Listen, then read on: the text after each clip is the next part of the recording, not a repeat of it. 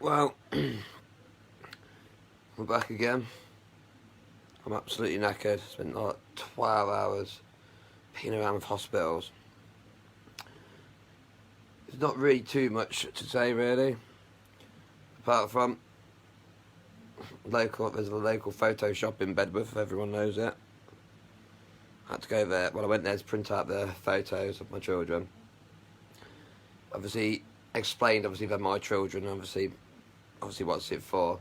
But fair play to the woman at the photo shop. She obviously had to see the photos and she printed them out. She actually called the police, which that's classed as a safeguarding, I'd say, because just because I said they're my children and I'm in court and I'm dealing with a child abuse case, it doesn't mean they are. She doesn't know that. So, well done to her for that one, because not many people would actually call the police. They'd actually believe that.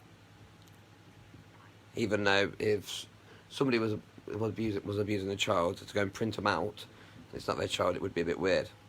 But yeah, obviously police have contacted me. The police are being obviously extremely nice, supportive. I can talk to them. I don't know ins and outs of why they can't make arrests or what they can't do. If anybody knows what Section 47 is, obviously they clearly know something's wrong, but we seem to have obviously different laws, don't we? In a kind of a way, police can't arrest police, and I suppose if the police arrested all the social workers and contact workers, we wouldn't have no social workers, would we? So, the strangest thing as ever is, even though there's some restricted documents on my children,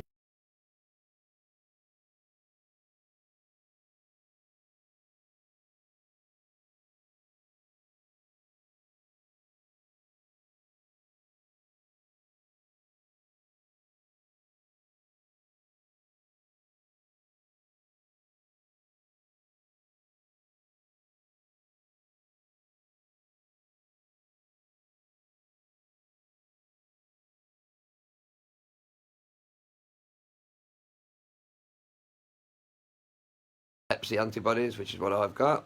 Obviously, whenever I call that, so it's just the antibodies. Obviously, he's looking at the letter, which is from Walsgrave Hospital.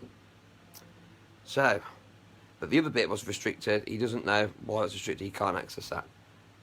So that was yesterday when I spoke to him. But an hour later, I had a weird phone call. This was off Walsgrave Hospital. Now, obviously, people would be worried if they had Hep C, isn't it? You know, and you got to go to the hospital to get it treated. But she was like, "Can you come down and come and get yourself treated, and we'll get you all sorted." What? I've just spoken to my doctor though, but I didn't tell her that. I don't need to take any tablets, and that's where the catch is. You see, I'll go to the hospital next week. I'll take the tablets off the doctor. In a family court, they could say he had that Hep C. Doing my research, if a mum catches Hep C, and obviously like the last month when she's pregnant, say, and then she gives birth, believe it or not, it won't be detected. It mostly won't be detected.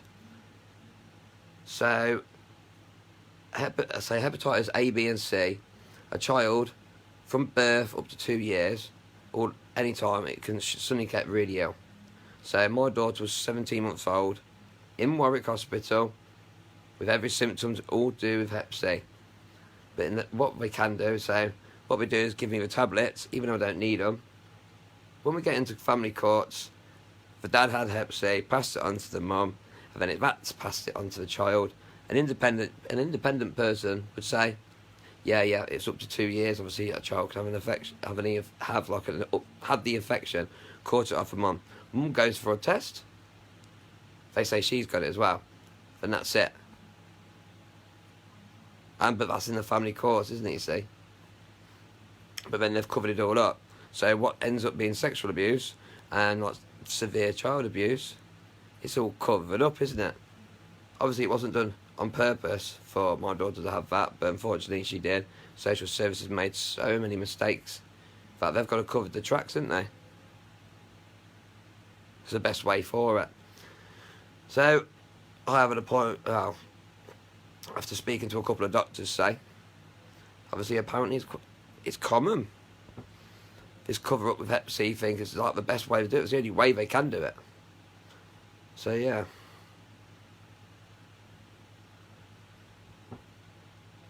But you don't get many people out there, do you, what goes fighting like I do. I'm exhausted, as you can see. 7 days I've been smashing this one out. It's because I'm adamant, because I'm going to get to the bottom of this, no matter what. And believe it or not, the weirdest thing is, why is people in London locking my medical records? Now, that's a strange one. So, obviously I've got to be careful. Obviously the police have said about the videos I put. But this is a message, if you're actually reading this message. Sam Liff and Gareth, obviously in the Hinckley Barbad area. You're foster carers, so that's absolutely sound. You do your job, parents have PR, what's shared with social. What? Unfortunately, it's not even no one's even using the coronavirus as an excuse now. It's been months since I've actually spoke to the both of you. There's a lot of laws seem to be broken here, so I don't know how about to go with this. Whether or not, well, technically I'm not getting in trouble because it's just I'm putting a message out there. Obviously, because it is a Hep C, child abuse cover-up with social services, but there's so many technical and different laws involved. I understand why the police can't just act to arrest everybody. So there has to be a certain amount of information and factual information for it to go to, say, Crown prosecution. So, and that's the way forward. So if you actually are, if you do look on my Facebook and read it, I actually want to speak to the pair of you. Because you seem to be maybe very brainwashed with social services of what's going on. I don't know what has been said to you, but my 2 children have been through a lot this year. And trying to pull a meeting through social services is not really going to work. They're too busy covering up their own mistakes because they didn't safeguard at all.